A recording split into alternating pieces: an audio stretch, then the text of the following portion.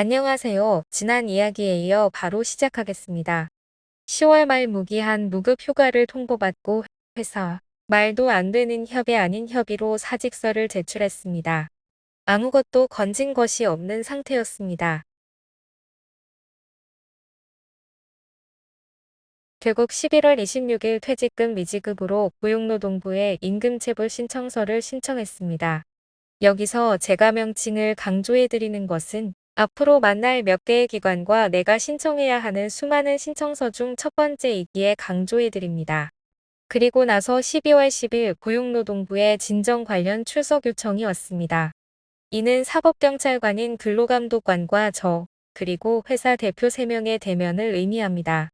문자를 통해 날짜와 시간, 장소가 왔고 그때까지 정말 가슴 졸였던 것 같습니다. 부들부들하며 대표를 보면 무슨 얘기를 하지 등등의 떨리는 마음을 가지고 고용노동부로 갔습니다. 근데 역시나 대표는 오지 않았고 저는 근로감독관에게 상황 설명을 시작했습니다. 그리고 저는 퇴직금 플러스 연차수당을 요청하며 퇴직금 지급하면 처벌 진행하지 않겠다고 얘기했습니다.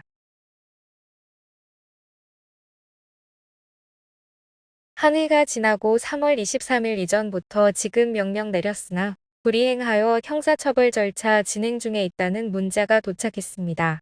이전에도 종종 근로감독관과 전화는 주고받았으나 별 다른 진전이 없었고 근로감독관은 계속해서 출석 요구를 하며 지급 명령을 했다고 했습니다.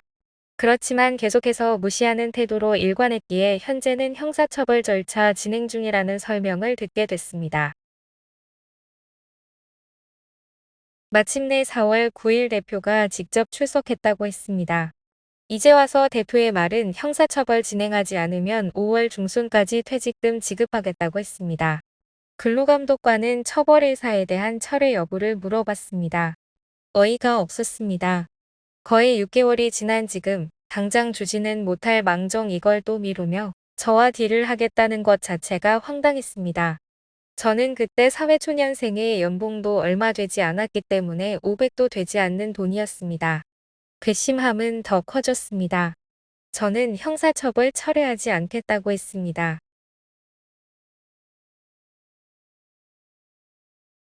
4월 21일 아침 집으로 등기가 도착했습니다. 회사로부터 온 내용 증명이었습니다. 지금 생각해도 웃음이 나네요. 뜬금없이 회사를 다니는 동안 우리가 회사에 피해를 끼쳤다며 약 50억에서 100억에 해당되는 내용 증명이었습니다. 저는 굴하지 않고 이때 소액재단금 제도를 신청하려고 했던 상태였습니다. 너무 수가 읽히는 협박이었습니다. 그 대표는 소액재단금으로서도 퇴직금을 지불하지 않기 위해 저에게 역으로 협박을 하며 그냥 이 퇴직금에서 제가 손을 떼기를 바랬던 것입니다. 소액재단금이란 여기서 여러분이 주목하셔야 할 부분인데요. 소액재단금은 퇴직한 근로자가 임금 퇴직금을 받지 못하여 법원의 확정 판결 등을 받은 경우에 일정 범위의 체불임금 등에 대해 국가가 사업주를 대신하여 근로자에게 지급하는 제도입니다. 한마디로 국가가 근로자에게 밀린 임금을 먼저 받아주는 것이죠. 그 대표는 국가에 결국은 본인이 지불을 해야 한다는 것을 알고 있었기에 이조차 하지 않으려고 한 것입니다. 이것에 대한 것은 직접 가서 서면으로 접수하는 등 메일상에 남아있는 기록이 없지만 소액재단금제를 신청하려면 판결문이 있어야 한다고 했습니다. 그것이 있어야 체불임금 사업주 확인서라는 것이 발행 가능하다고 했습니다. 이는 형사가 아닌 민사로서 사건을 바꾸는 것입니다. 끝까지 형사로 가서 빨간 줄을 만들어 버리고 싶었지만 일단은 내용 증명을 나에게 보냈다는 것은 그 사람도 한번 열받았네 라는 생각으로 이때부터는 퇴직금을 받는데 집중했던 것 같습니다. 정말 그 당시에는 그것이 알고 싶다 궁금한 이야기와이 등 이 황당한 사건에 대해 사연까지 보냈습니다. 그땐 정말 분노가 끝을 달리고 있을 때였던 것 같습니다. 여기까지가 고용노동부에서 있었던 일입니다.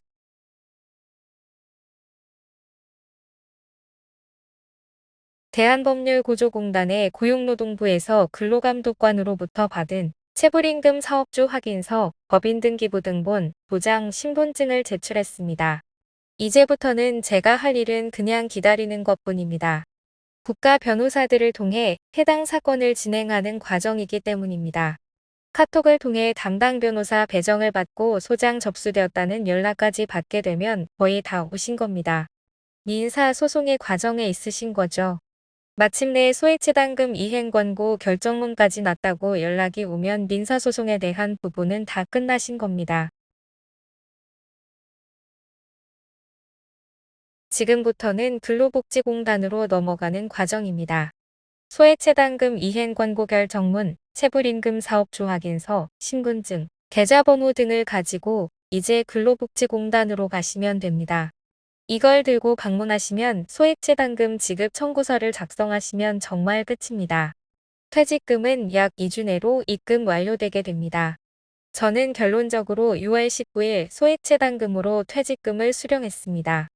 거의 7개월 만에 해결된 일, 저는 700만 원 미만이라 이 제도를 통해 받을 수도 있었지만 저희 팀장님은 퇴직금의 규모가 큰 바람에 소액재단금 제도를 활용하지도 못하셨습니다.